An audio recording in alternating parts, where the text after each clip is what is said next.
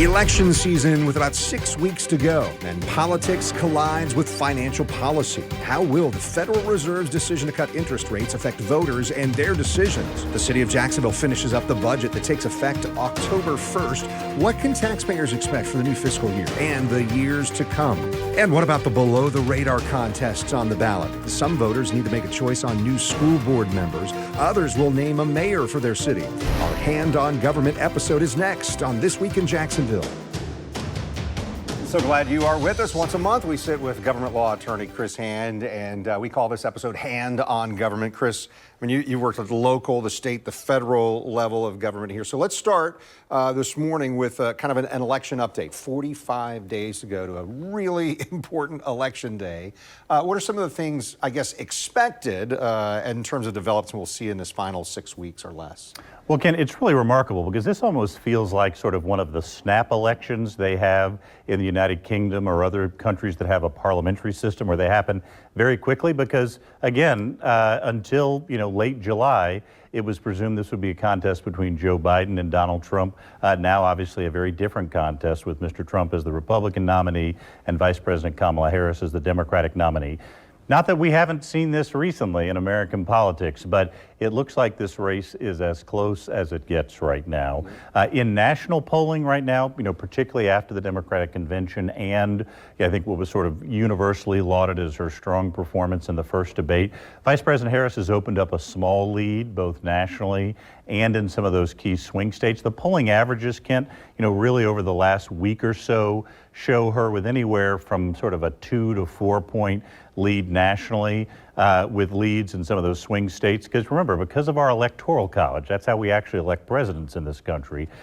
This is really coming down to about 7 key swing states: Pennsylvania, Michigan, Wisconsin, Nevada, Arizona, North Carolina, and Georgia. That's not to say that other states aren't important, and voters have a way of surprising the conventional wisdom, so there are other states to keep out on as well. But those are really the key 7 states.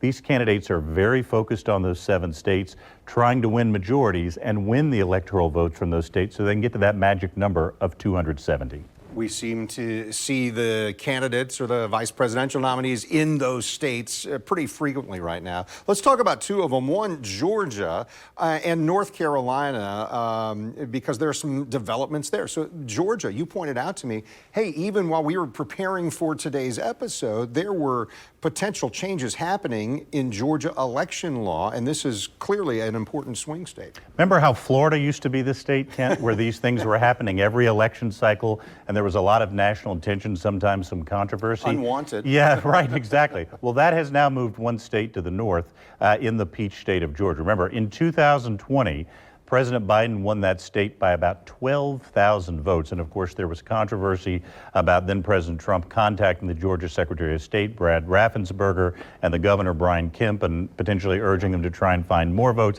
Very closely contested contest. Georgia, a state that has changed significantly in recent years and really is now a significant battleground. Of course, also part of the WJXT viewing area with 6 South Georgia counties here in this area.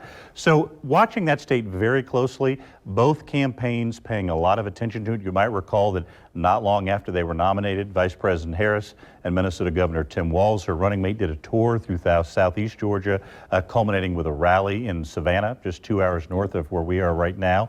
And we're beginning to see controversy in the way elections are administered, maybe following up on 2020. Just in the last few days alone, Kent, the Georgia State Elections Board, which sort of oversees and makes rules for elections, has passed a series of new rules that a variety of people, including local election supervisors and even the Secretary of State, Brad Raffensperger, have expressed great concern about, because these are new rules that govern the administration of elections, and they're passed very late, as you say, with just 45 days to go. One of the big concerns is that they will significantly slow down the count in Georgia. Georgia law requires a so-called fast count. They want to deliver results and deliver them quickly.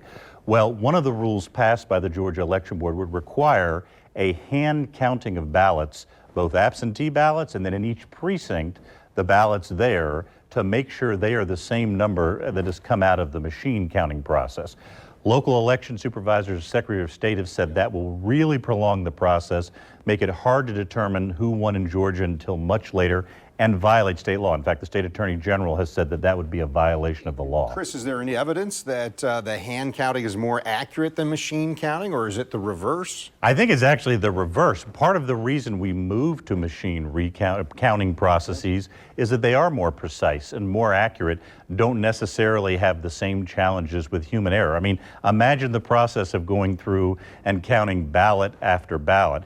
People lose count all the time, particularly when you're dealing with a large number of items you're counting like that. So the reason we've gone to machine counting is to be more precise and accurate. So there's a lot of concern about that. It is almost definitely, not almost definitely, definitely going to be the subject of litigation going forward, because again, part of the problem being these changes weren't made 6 months ago or a year ago. They're being made 45 days from an election.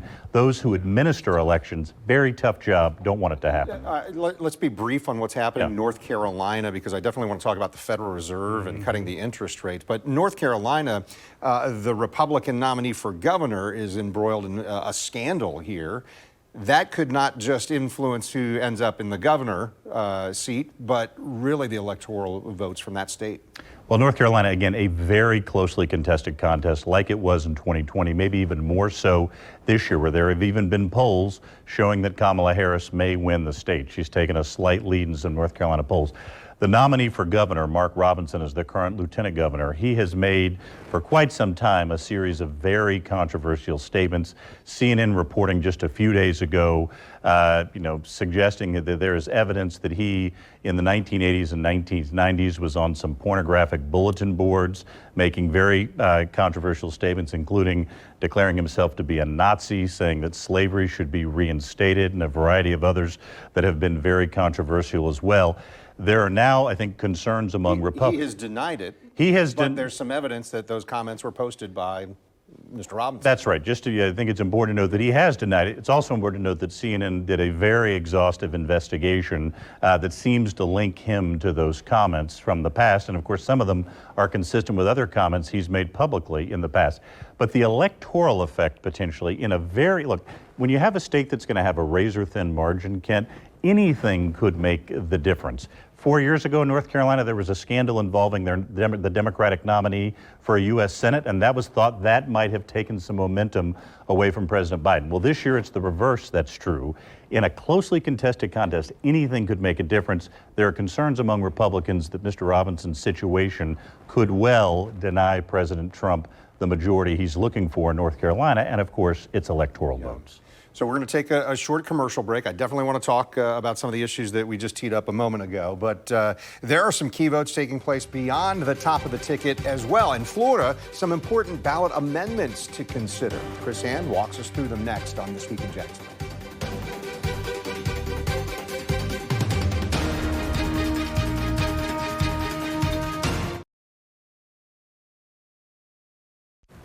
You're watching This Week in Jacksonville with Kent Justice. Our Hand on Government episode continues now. And Chris, we want to talk about amendments and some other things on the ballot here. But we saw some speculation for a long time that the Federal Reserve would cut the interest rates. I mean, it's been high since March of 2020. We've seen interest rates go up. But the Fed did drop 50 basis points, which is a larger cut than many expected. How does this affect the election? And both sides are kind of trying to say that it might be good for them, bad for them. I don't know. How do we view this? Well, it's never easy to tell exactly how the result, the action by the Federal Reserve will affect something politically.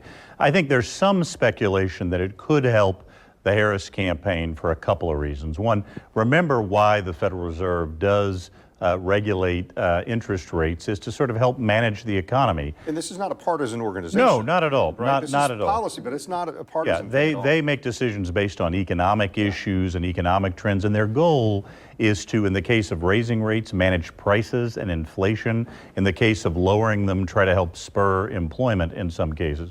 Obviously, we've been dealing with an inflationary environment over the last several years, and the Fed has either raised rates or held them steady until it felt confident that we were more or less out of that inflationary period. Its decision to cut rates by half a point or 50 basis points, as you call it, is one that suggests they believe we are now out of the inflationary period and it is safe to cut rates. The more practical effect for a lot of people is obviously, what do interest rates do? They affect the cost of money. How much does it cost to borrow, say money for a house or to buy a new car or those kinds of things? Well, now that rate is going to be lower. People may have easier access to capital, be able to meet some of their financial and life goals. So while there's some speculation that could help diffuse some of the attacks that are being made on inflation, might put a little more money into people's pockets. Again, it's a relatively short time before the election. It's not clear if people will feel the effects by then. We'll know for sure whether it had an impact, when we reach November 5th. Yeah, and I think a lot of people would say, well, if my argument as a candidate is the economy's no good, that's why you need me, and the economy improves, then it kind of hurts my argument. I want to talk about constitutional amendments, and I've got, Chris, just a short description of each of them, and then we can talk about them, especially amendments 1, 3, and 4. But there are 6 constitutional amendments that Florida voters are going to see on the ballot in November, each amendment needing 60% of the vote to pass. So here's a breakdown in the order that you're going to see them on the ballot November 5th. Amendment 1, voters deciding on an amendment to make school board elections partisan. Amendment 2, that would establish hunting and fishing as a state constitutional right. Amendment 3 would allow for adults 21 and older to purchase recreational marijuana. Amendment 4, that would protect abortion access in Florida. Amendment 5 could give homeowners more saving on their property taxes, adjusting one of the state's homestead exemptions for inflation. And then Amendment 6 attempts to repeal public campaign financing. We kind of identified 1, 3, and 4 as kind of the ones that we wanted to talk about. How do you feel about them? What do voters really see when it comes to that notion about making the school board races partisan? Well, Ken, just a level set in terms of how amendments become part of the Florida Constitution. This is not a simple majority. Under the Constitution, if you want to add an amendment to the Constitution, voters have to approve that by a supermajority, 60% plus 1. So it's a high bar for any of these amendments.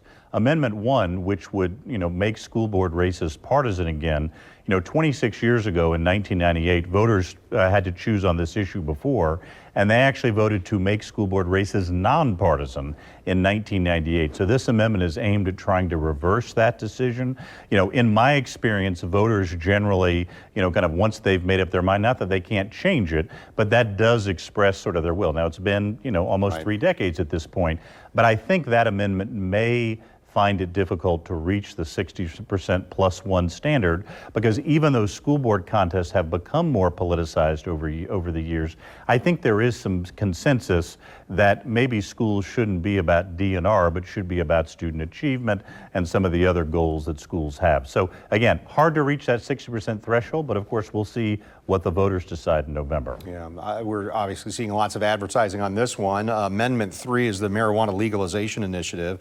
And so a yes vote supports legalizing marijuana for adults 21 years old and older, and people can possess up to 3 ounces of marijuana. A no vote opposes legalizing it. Ken, there's an old expression that politics makes for strange bedfellows. I did not anticipate that I might see a day when both the Florida Democratic Party and former President Donald Trump agreed on something. But what they what they both agree on is the passage of Amendment 3. And we have seen some very interesting coalitions for and against Amendment 3. For example, one person who strongly opposed Amendment 3 is Governor DeSantis, and some of his financial supporters, for example, Ken Griffin, who's a Miami area investor, I think has invested like $10 million in the anti-Amendment 3 campaign. So there's a very interesting group of people on each side. It doesn't necessarily correspond with party lines or ideological lines. That does make it a little tough to know exactly whether it's going to hit the 60% threshold. There is a history in Florida with marijuana amendments of it not making it on the first time. Medical marijuana just fell just a little bit short. First time it was on the ballot, passed the second time. Unclear at this point whether or not that's going to be the case, but this is now a billions and billions of dollar industry nationally and in Florida, so there is going to be a lot of money flowing into these campaigns. Yeah, and I just want to let you know so you can plan on it. We are planning something special here on News 4 Jax. We're going to host a forum on Amendment 3. That's Wednesday, October 9th. It'll be at 8 p.m. We're partnering with Jacksonville University and WBOB Radio. Ed Dean will moderate that discussion with me, and you'll be able to watch on TV, streaming on News 4 Jax Plus and online. It'll also be live on radio, but this is a statewide event that we're going to hold here in Jacksonville. Let's talk about Florida Amendment 4. This is the right to abortion initiative. initiative. Yes vote supports adding some language to the Constitution. No law shall prohibit, penalize, delay, or restrict abortion, and so on. A no vote opposes that. But this is something that, how do we view this? Is it going to meet that 60% threshold? Well, again, time will tell. There have been some initial pollings that suggest that it is above that number. Others that suggest it's slightly below it. We'll obviously track that over the next 45 days. Just to remind people what this is about, obviously until the summer of 2022, the law of the land was Roe v. Wade, which guaranteed that reproductive rights until the point of viability. That was set aside by the Jackson v. Dobbs decision in 2022. And so a variety sent it back to the states. And Florida initially passed a 15-week abortion ban and then reduced that to a 6-week abortion ban. The state Supreme Court has now ruled that that 6-week ban is constitutional, that it doesn't violate the right to privacy in the Florida Constitution, but it also approved this amendment going on the ballot. Obviously, again, this is one with national implications. I think of all the items on the Florida ballot, including the presidential contest and the U.S. Senate race, this is the one attracting the most attention because it, helps to set a precedent for what other states around the country might do. As you know, there's been a variety of referenda like this in other states, Ohio, Kansas, places like that. People are looking to Florida to see whether voters will decide to very specifically provide a right to reproductive freedom in the state constitution. So still to come, what Chris and I describe as below-the-radar election contests, voting on a new judge, a mayor, school board member, those sorts of things. We're going to examine next on This Week in Jacksonville.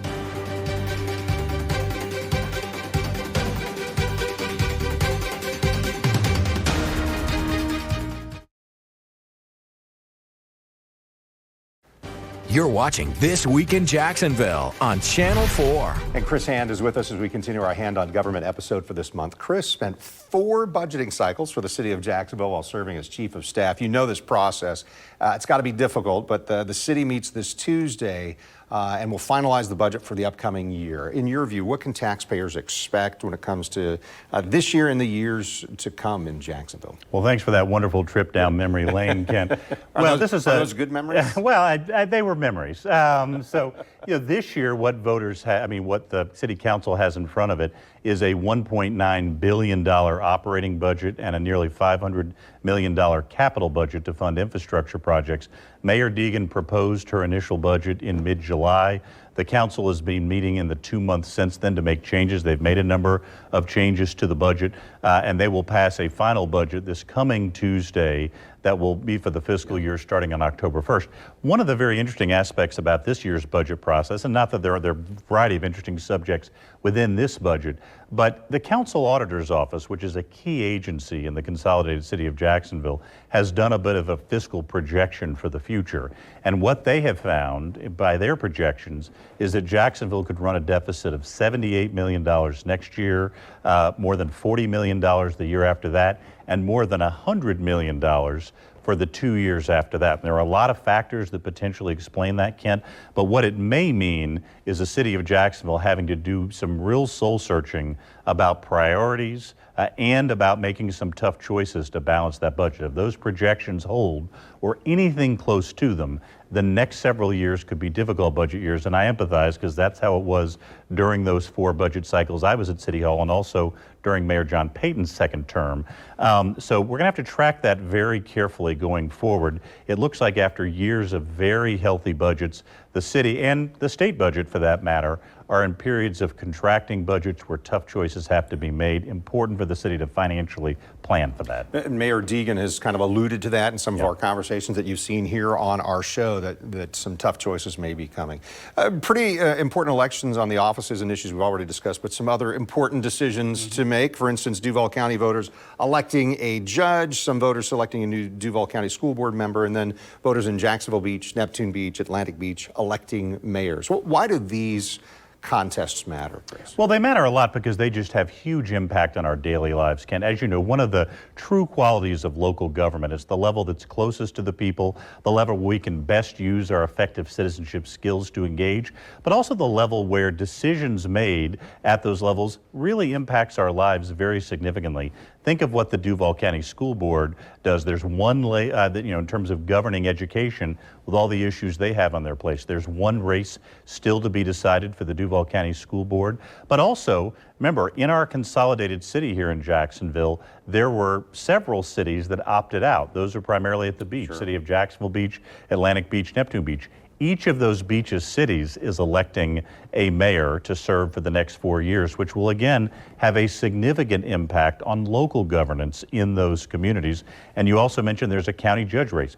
That is how most people who aren't lawyers interface with the judicial system, is at the county court level.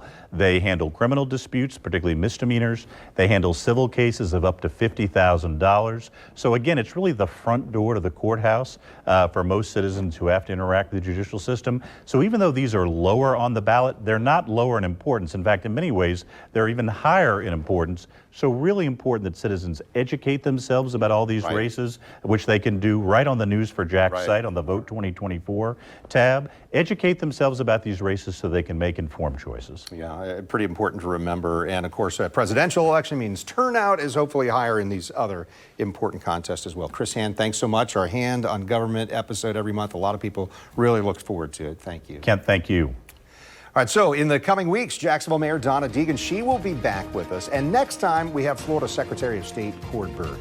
And don't forget to check out This Week in Jacksonville Business Edition. This episode looks at Gateway Jacks and the $500 million project about to break ground on the north end of downtown. You can find new episodes every Thursday at 9 a.m. and you'll find it right now on News4Jax Plus under the channel This Week in Jacksonville. You'll also find This Week in Jacksonville Business Edition available wherever you find your podcasts like Apple, Spotify, and Google. Have a great week.